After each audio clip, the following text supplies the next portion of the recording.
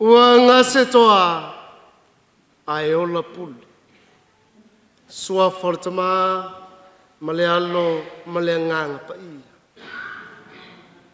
Ua tutai nu le folaunga le tia kona nei.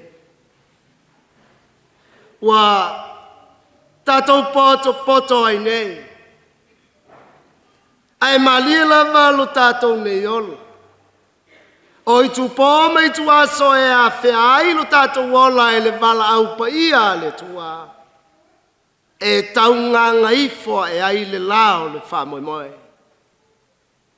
E tau te vai o tatou loto. E mafui se a. E iai le fesili tali ngata o tatou ola. O le a ea le pongai o le neiola. What is the ultimate purpose of this life? E mafua o nau tatou atu vale ma popole vale. I le taimi o le tatou oti. Tau te le iloa le winga o le ola.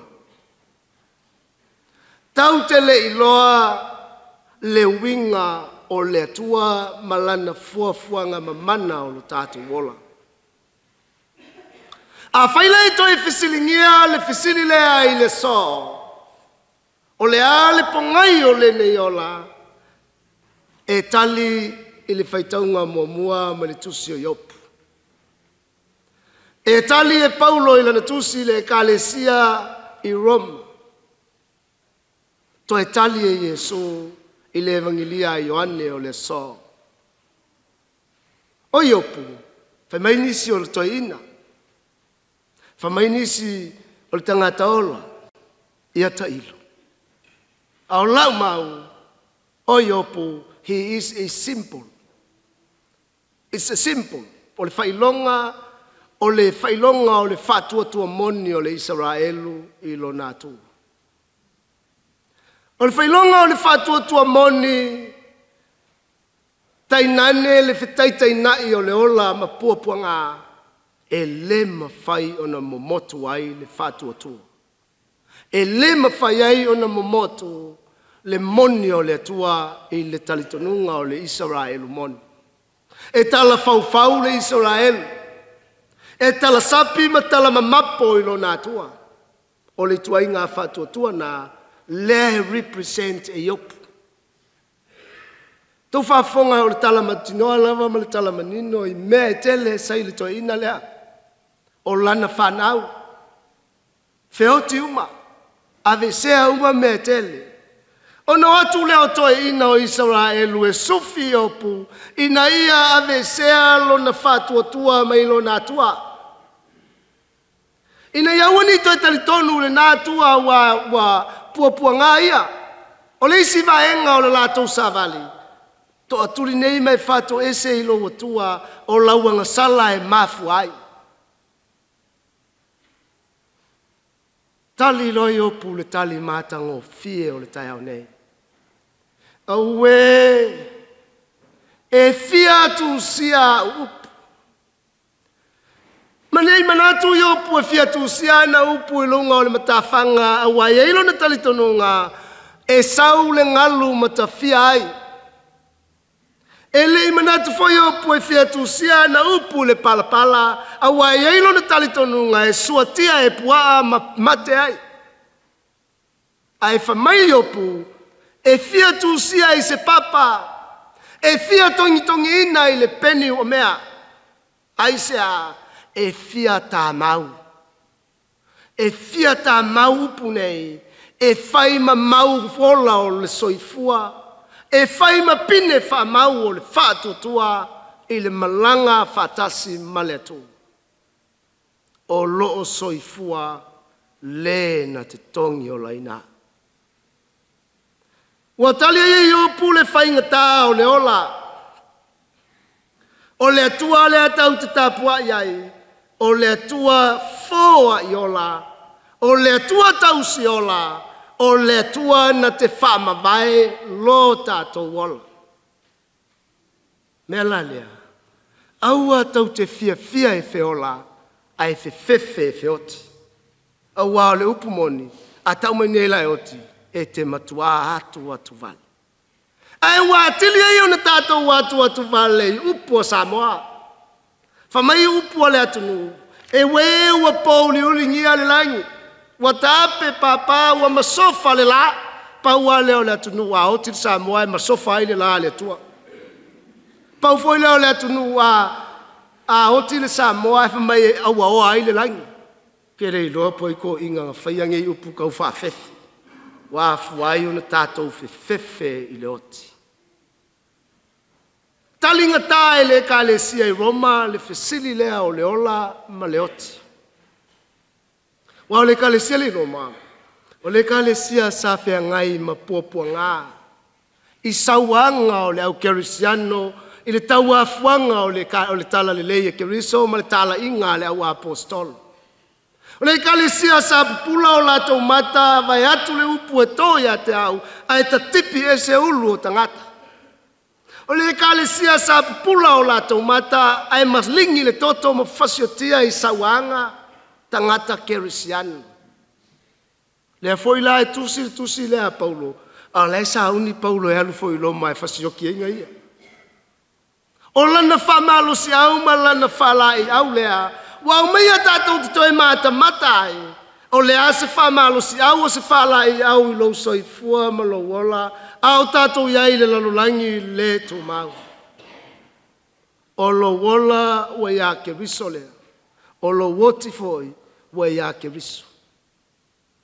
O le winga tonua leo le mea ta ua o le ola e whavau, life everlasting.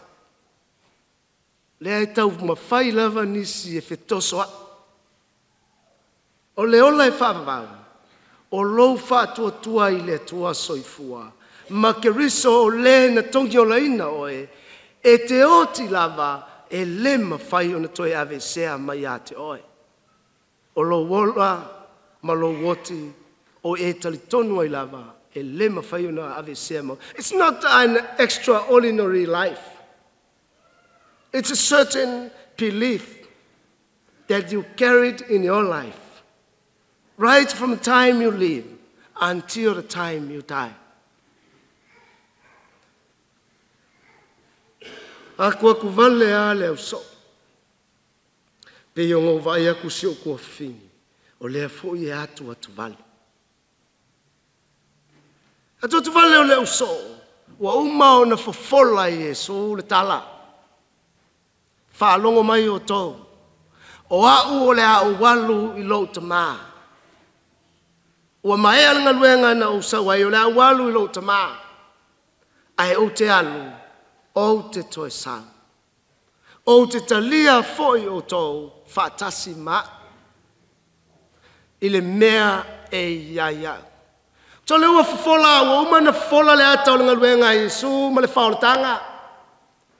Ma ua fofola whamanino a tiri le whala e tau mai ei o na so o. Tau mai ei a tātou o le tō whale nei a le tua. Na ia whai a tātou i lona whātusa pa ia. Ma ia whapai e ina tu mau tātou mo ia. O lona whinangalo foi e whai ulo tātou ola i a te ia. Ia tātou soa ma futa whatasi ma ia i lona malo. Le laua momori mo mua i so. Whamailo malana whai upu lea. Ua autou i loa le ala i le mea o te alu i ai. Whamai a toma. Kako i lofo le character o toma. O le tangata peise philosopher or a scientist. He will never let anything go without challenging. Mantua foi. Na whai i koe so o lau koe ku Yesu e mai ai. Se au lewa aia i mea tu i whao. Le tu ua o lima i o na manua o te le tali tonu lava. Scientific proof. Le ti mande ai toma. Le fola wo in this certain time. Thomas wanted to know 200% knowing where he is going. Mai Yesu. O au nei o le ana, o le upumoni ma le ona. Le sao tu lava se tasil tama. Pe a leo I mai ata. Leo kako ngei le kungunge ngisila. O kako faunganga ka mai masingi foi e ka ua o le GPS. Ai fialu e suele address o le ainga ona tale I lunga o lau telefoni na o ele masini le na. Ona taitai lea o ele masini le na e ia e o le mele te o e si teine au le leia na e tautala mai ele masini. Na ona ola al tavale e minoi fa mai le tala si teine in 200 meters turn right. In the roundabout take the second exit. Ai te taunu loa e ua maua o le fale. Fa mai lo le tala le teine. Stintina sa maua ia soia. You are now arrived at your destination. Mana onga le nao Yesu. Tai tai o e maau ia tātau nu. I le mea tātau nu wai. O le langi. Ai leo komeki fa moli moli. Ele aingi free visa. O lo soifua I leo langa nei. O lo visa le na I leo langa a muri. Tato poto I le tia kono lea. Le to tele asa utala e fai ai. Tato poto I le fiafianga. Ua wala au le tua au lo fa pea o na fai. Ua talaia o na ofu tau. Fa manava lana fea. Fa mai upo le atinu pea o ina ua foi le seunga ali. O na fa pele upo. Ua ifo le to ali ina le vau filifili. Ao foi nei ua seu I whanua tautai sa susu le sami le seunga. O na fa pele a ua mapu I matu o li seu. Mapu I matu tautai. Lau o fionga le tia kon. Wa ifo le to ali I ua manava. Le feau wa sili mea le seu. Wa sili o la ei sa e ngā lue ai. E iai le tangata ngā tuli fafo ma le tausa maanga. E mafua e le I la ei o le tausa maanga. Talo sia. Ia toi fa la ei o e lo tua. E lo la ei e te awai ei lo le tausa maanga. Lau fionga le whaletua. A whaia e te tangi, sala ina tangi. Au lau mau. Au ane e tangi le fine sala whaina mai e vai o le tangaloa. Au ane e tangi le fine o le whenga inga tuai na momo ia toe ulu se tama le manava o le tinao lana tani. Ai e tangi le tangi le tina pa ia. Na tangi I lona loto. Tangi I lona loto me umala pua ngā mati ngā. E mafuai una tātou surfai. I le tina mafatia. Fai tō te tila silai. I lona ola tautua pena ai tui pea. Pau au lau te tala. Aluia al tama loa le tunga mau moni ona leanga. Kamelita ma le whanau. Aluia tui al tama loa e ana. I lona matai. Ai tātou talo po a thea ro tātou taimi. Tātou au maia le suafa o te maloa ngā uta ala. Tātou tali lau fi. Awai ai le lau le tua mō tātou. Ia ola yu tātou loto.